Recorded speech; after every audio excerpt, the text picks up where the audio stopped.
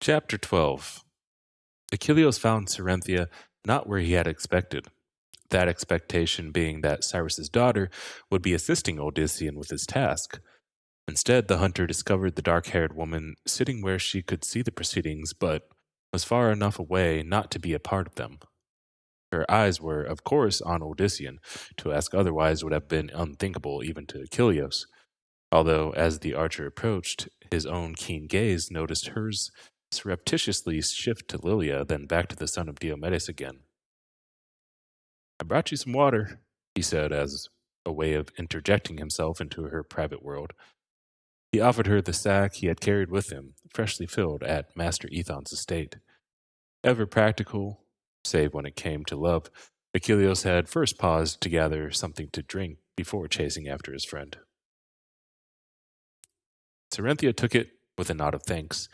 She drank far more from it than Achilleus assumed that she would, which meant she had been sitting out here for quite some time, just watching. Likely, Cerynthia had run all the way here, fearing some imagined danger, whereas he had taken his time, somehow aware that Odysseus was utterly safe.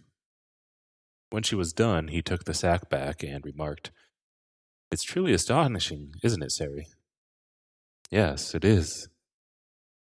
I've been his friend since we were children." Without asking, he took up a place next to her. It was as forward as he dared get.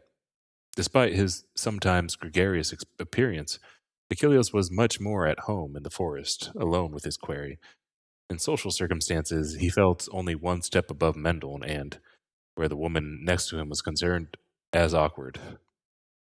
His comment caused her to look at him with such intensity that Achilleus wondered what he had said wrong. Cerynthia appeared poised to say something, but it was almost a full minute before a single word escaped her lips.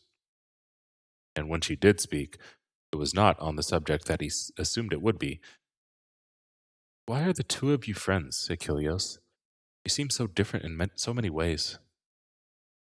He had no answer save, "Because we just are, I guess. We were friends the moment that we met." He shrugged. "Children are like that." "I suppose." Cerynthia thought for a moment, then asked, "Is she what you would dream of?" Now, the subject he had expected was at hand. Cerynthia had merely taken a more circuitous route to it. "Lilia? She is fair, to be honest, and no man would let his gaze pass over her without noticing that, but the same could be said for others, not merely her." He could barely have been more blunt, in his eyes, but she seemed not to understand that he meant her. "I know that to us she is exotic, and I can understand why Odysseus would fall for her, but it was also quick, Achilleus." "It can be like that." It had been like that for him, in a sense. One day, he had known only Sari, the impish child. The next day, there had stood the beautiful woman. Achilleus had been so lost in amazement of the change that, for the next week, he went without a single catch to his credit.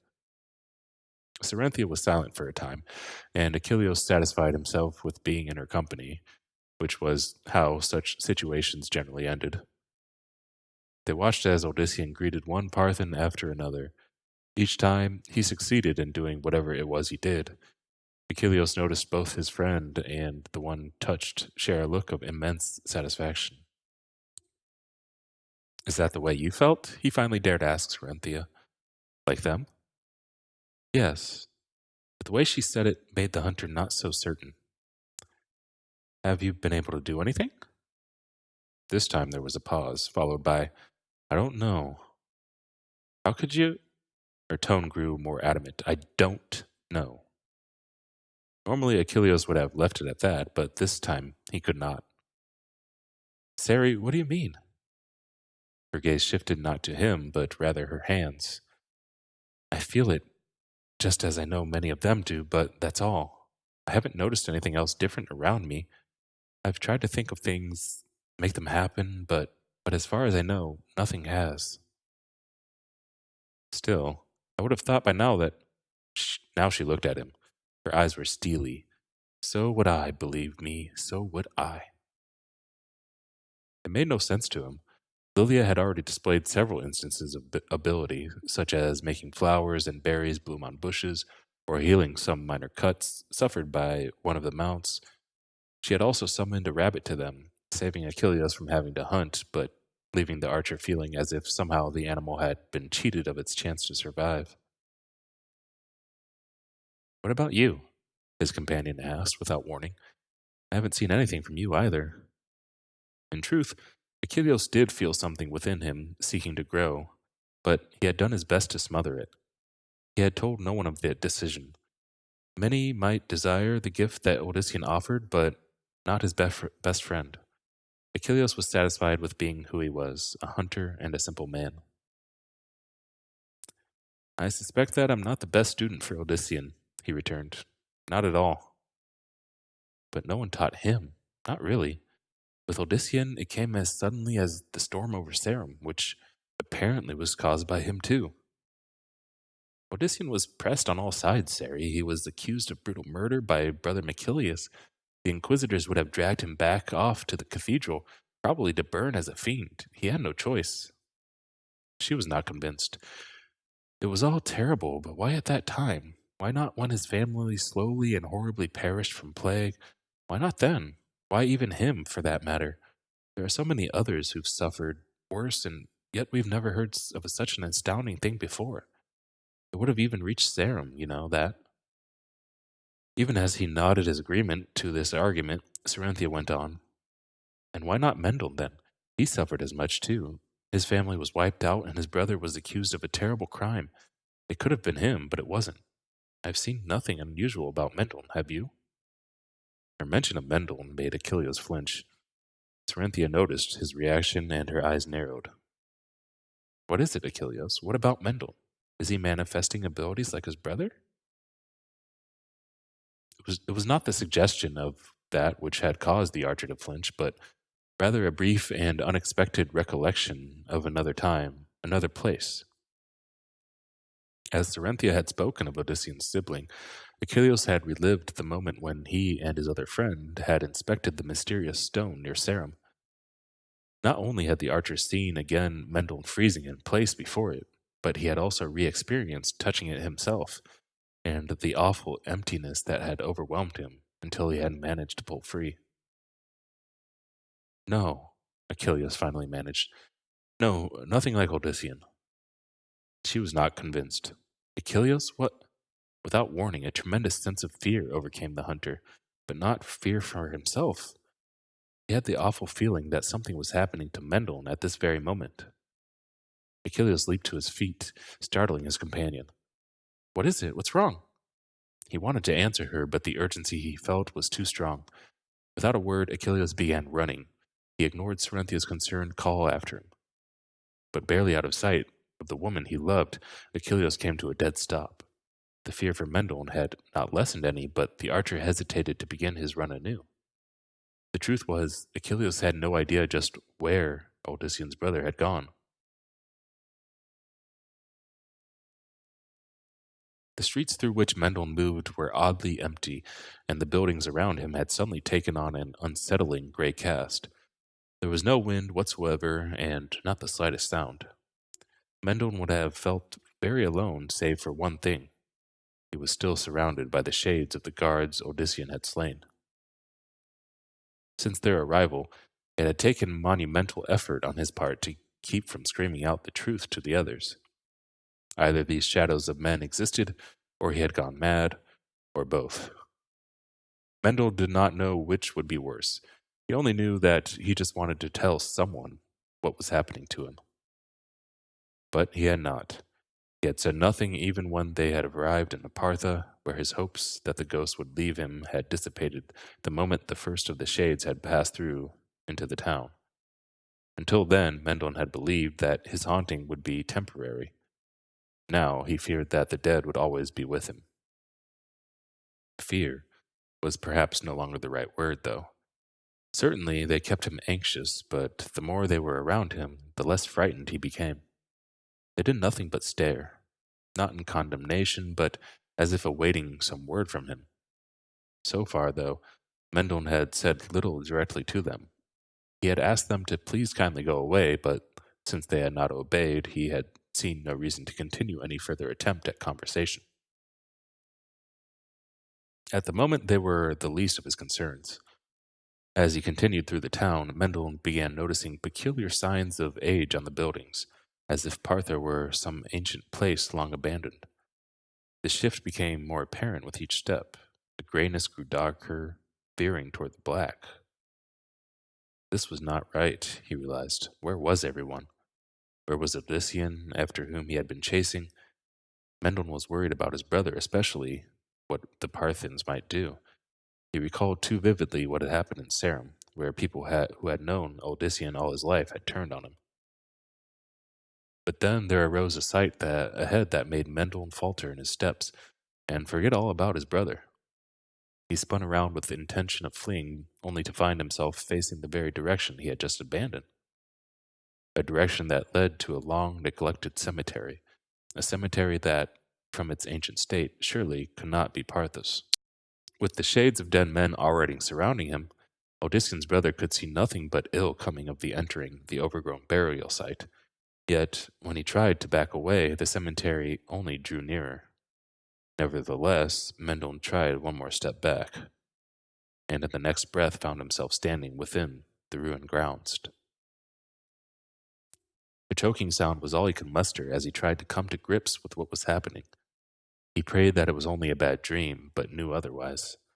Mendel then thought of his blackouts and wondered if this was some bizarre continuation of them. He certainly had no other answer. He suddenly noticed another very curious and unsettling thing. The shades of the dead guards had not entered with him. They drifted beyond the arched gateway, as if the winged gargoyle he saw above it kept them at bay. For the first time, Mendel would have liked their company, if only because of their comparative familiarity.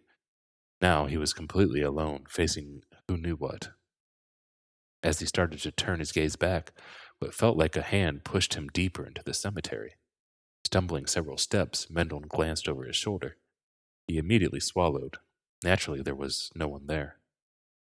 The farmer glanced down at the first of the graves.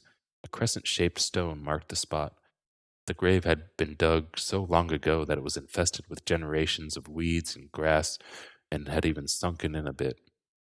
Mendel started to look away again, then eyed the marker one more time. Barely legible in the odd gray shadows was the same script that he had seen on the stone near Sarum. Despite himself, Mendel grew fascinated by the revelation. Keeping respectful to the grave, he knelt to the side, then leaned toward the stone. Up close, Mendel was able to verify what he had seen. Many of the very same symbols ran along the crescent, but in patterns that he did not recognize. Without hesitation, he ran his fingers over the first line. Immediately, he sensed some sort of power emanating from the symbols. Mendel had heard of words of power, such as the mage clans supposedly used at times, and he could only surmise that these were such. Looking up, Odyssean's brother surveyed the seemingly endless field of stones. The graves were marked in a variety of manners.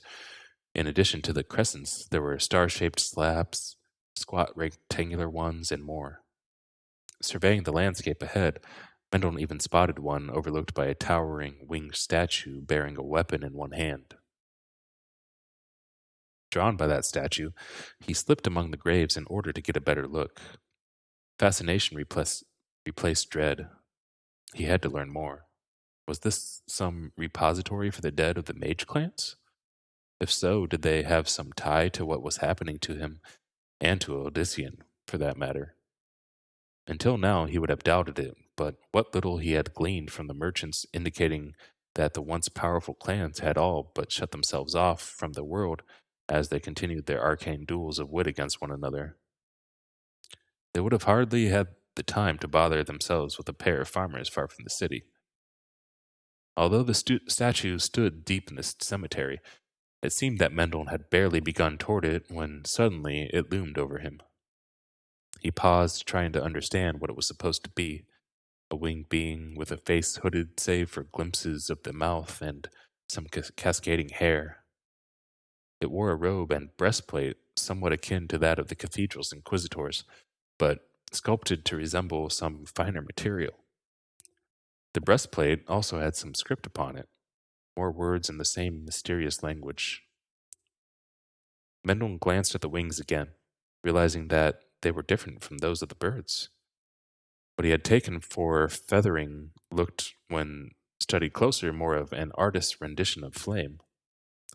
Mendel had never heard legends of any creature or spirit with such wings, not even in the stories that his mother had told him when he had been a very young child.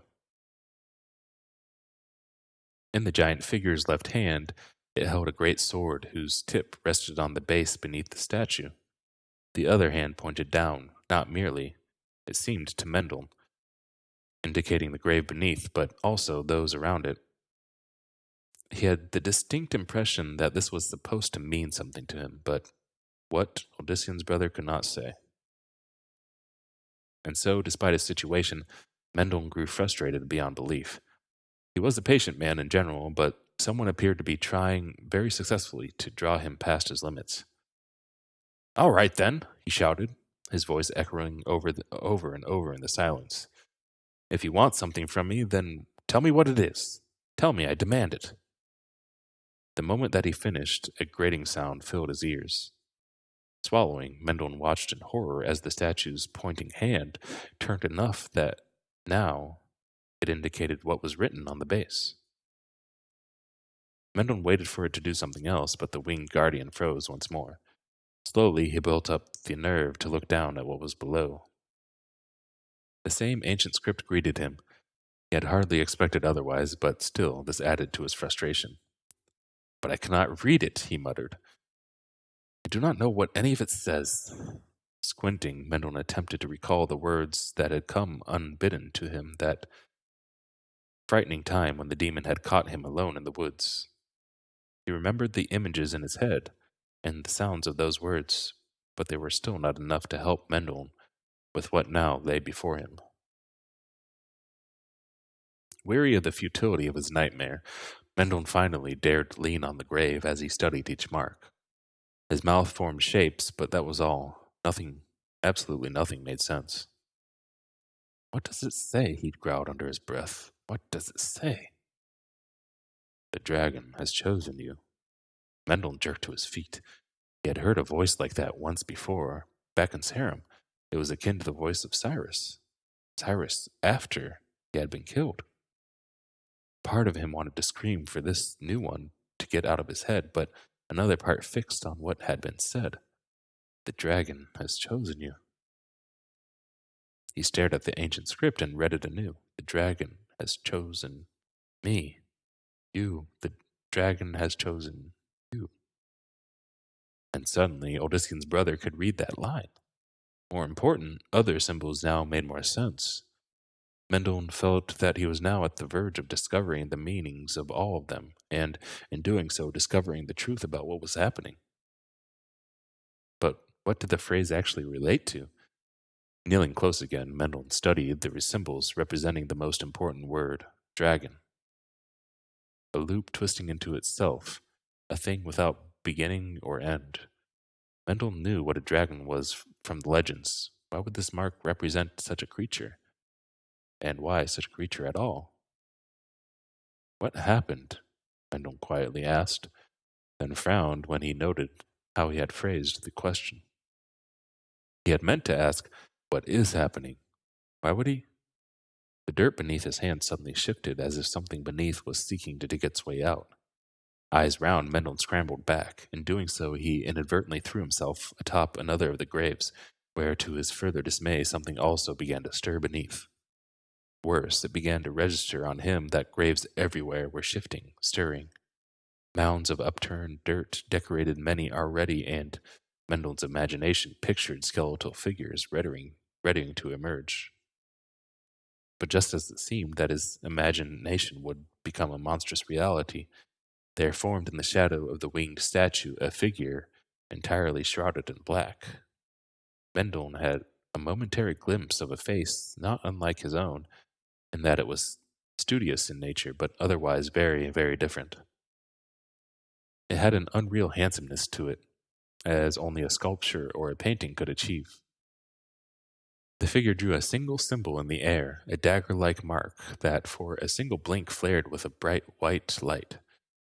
What sounded like a great sigh swept through the cemetery. The graves stilled, the cloaked form vanished, and at that point Mendel's surroundings changed.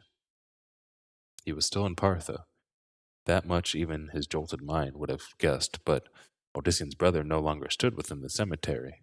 Instead, Mendel was poised at its gateway, the gargoyle's grinning maw seeming to mock his sanity. The cemetery no longer looked ancient and overrun, but well kept as one would have expected in Partha. But no matter how hard he squinted, Mendel could see no winged statue. Something touched his shoulder, causing him to yelp like a kicked hound. Strong fingers grasped Mendel and turned him around. To his relief, it was Achilles, not some fiend from the dead. Mendel, are you all right? What are you doing here? The hunter looked almost as pale as Odyssean's brother felt. Achilles' eyes darted past Mendel to study the cemetery with utter loathing. Did you go in there? No. It seemed best to Mendel not to try to explain. He himself was not quite certain just what had taken place. A delusion? A dream? Insanity? Instead, Mendel focused on a new and intriguing question. Achilles, my friend, why are you here? Did you follow me? This time, it was the archer who hesitated before replying with an equally suspicious, Yes, I did. Achilles gave Mendel a sudden grin, then slapped the farmer on the shoulder. Don't want you getting lost, eh, Mendel? Town this size, lots of things to distract you, huh?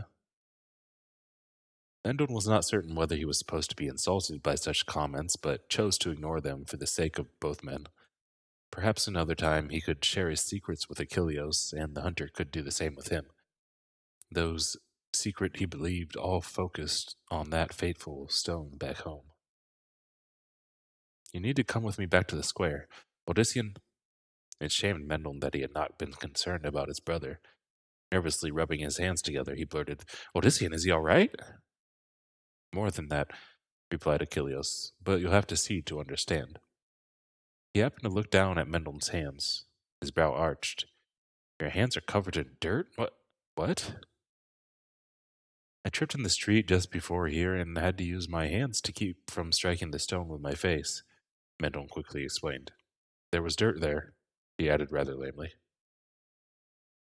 To his relief and surprise, the blond bowman took this answer at face value, too. I fall in the street. You're getting too absent-minded for your own good. Here, let's find something to wipe your hands off with and be on our way. With nothing else around, Mendel finally had to brush his hands against his garments. As a farmer, he was used to doing such, but felt a little embarrassed to be seen so in Partha. Yet, they could not very well return to Master Ethon's home first. Mendel dearly wanted to see what was happening in the square. He started to follow Achilles, only to falter but a few steps later. Making certain that his friend was not looking his way, Mendel spun in a quick circle, searching. The ghosts who had been with him since the battle in the wild were nowhere to be found. It was as if that, when the shrouded figure had sent the spirits of the graves to their rest, it had also done the same for the shades of the temple's guards. Thank you, he whispered. Did you say something? Asked the archer, pausing to let him catch up. No, Mendel replied with a vigorous shake of his head. Nope. Achilles took this answer as he had the others, for which Odyssean's brother was grateful. Yet, as they hurried along, Mendel's mind stayed not with his siblings' situation, but the unsettling, indeed even sinister, episode through which he had just suffered. One thing about it haunted him most of all. Not what had happened, not exactly. No, it was a new question that the strange vision had raised, or rather two new questions bound together. What was the dragon, and why had it chosen him? Despite Achilles' genial experience, his mood was actually darker than when he had gone off in search of Mendel. The archer had not at all expected to discover Odyssean's brother standing at the very entrance to such a place. It had brought back full-blown for a second time the horrific sensations that Achilles had suffered after touching the stone. He had tried to cover up his abrupt anguish immediately and was thankful that Mendel had been so preoccupied that he had not noticed. Unfortunately, that preoccupation had drawn the hunter's attention in turn, and was what ate away at Achilles even now. When asked if he had entered the cemetery, Mendel had denied doing such a thing. Yet Achilleos did not have to have a master's hunter-honed senses to know that the dirt on the other's hands was not what would have been found in the street. It had a drier consistency, an aged look, and there had been some bits of weed and grass mixed in too. The sort of dirt that would have been more likely found very easily in a cemetery. That in turn caused Achilleos to remember another time, back in Sarum, when Brother Machilius had wished to see the grave of the murdered missionary, and had proclaimed to the archer and the others there that someone had desecrated it. The Master Inquisitor had believed Odyssean somehow responsible. Odyssean or someone near to him. And now here was Mendel, at another cemetery, with dirt on his hands. Mendel, who had been curiously absent during much of the events in the village. Mendel, who in some ways was beginning to frighten Achilleos even more than Odyssean. End of chapter 12.